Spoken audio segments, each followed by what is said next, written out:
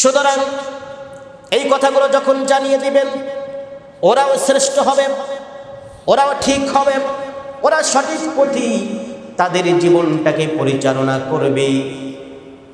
ওয়াসিয়াবাকা ফাতাহির war রুজজা ফাহজুর। আপনি নিজে পবিত্র থাকবেন। এই পবিত্রতা শারীরিক দিক থেকে হতে পারে, এই পবিত্রতা ঈমানের দিক থেকে হতে পারে, এই পবিত্রতা পোশাক পরিচ্ছদের দিক থেকে হতে পারে। খবরদার খবরদার নবী হে, আপনি পোশাক পরিচ্ছদের দিক থেকে অপবিত্র থাকবেন না, আপনি আপনার আমলের দিক থেকে অপবিত্র থাকবেন না, দূরে থাকবেন না, আপনার শারীরিক দিক থেকে আপনি অপবিত্র থাকবেন না। খবরদার খবরদার আপনি অপবিত্রতার ধারে কাছেও যাবেন না। আমি আল্লাহ পাক রব্বুল আলামিন, আল্লাহ তাআলা বলেন এরপরে, আমি আল্লাহ পাক রব্বুল আলামিন আপনাকে নবী বানিয়েছি, জাতির কাছে আপনি কথা বলবেন।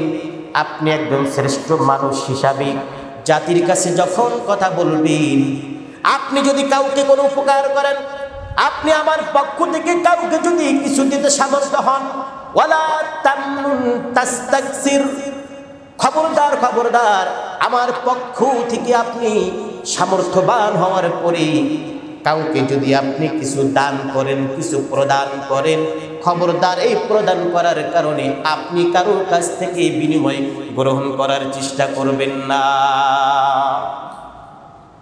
নবী হে, শুধু তাই নয়, আপনি চলার পথে দেখবেন, আপনি যখন আমি আল্লাহ পাক রব্বুল আলামিনের শ্রেষ্ঠত্বের কথা জাতির কাছে বর্ণনা করা শুরু করবেন, আপনি যখন আবার ওয়াহদানিয়াত আমার একত্ববাদের কথা জাতির কাছে বর্ণনা করে শুরু করবেন, আপনি দেখবেন এতদিন পর্যন্ত যে মানুষগুলো আপনাকে বড় পছন্দ করত, যে মানুষগুলো এতদিন পর্যন্ত আপনাকে আল আমিন বলেছিল, যে মানুষগুলো এতদিন পর্যন্ত আপনাকে বুকের সাথে জড়িয়ে ধরতো, মহব্বত করতো, ভালোবাসতো, নবী হে আপনি ভালো করে জেনে নেন যে মানুষগুলোর সাথে আপনার এত সুসম্পর্ক ছিল, এই মানুষগুলো আপনার সাথে আর সুসম্পর্ক রাখবে না, আপনাকে বুকে জড়িয়ে ধরবে না, আপনাকে আল আমিন বলবে না, বরং আপনার উপর তারা অত্যাচারের মাত্রা বাড়িয়ে দিবে। শুনুন হে নবী,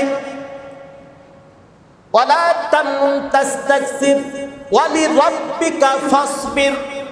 যতই আপনার উপরে অত্যাচারের মাত্রা বাড়িয়ে দেখ না কেন, আপনার উপরে যতই তারা খারাপ আচরণ করুক না কেন, আমি আল্লাহ পাক রব্বুল আলামিন আপনাকে যে ওহী দান করেছি, আপনাকে শ্রেষ্ঠত্বের আসনে আসীন করেছি, নবী হে ওরা আপনার সাথে যতই খারাপ আচরণ করুক না কেন, কোনো অবস্থাতেই আপনি ধৈর্য হারা হবেন না।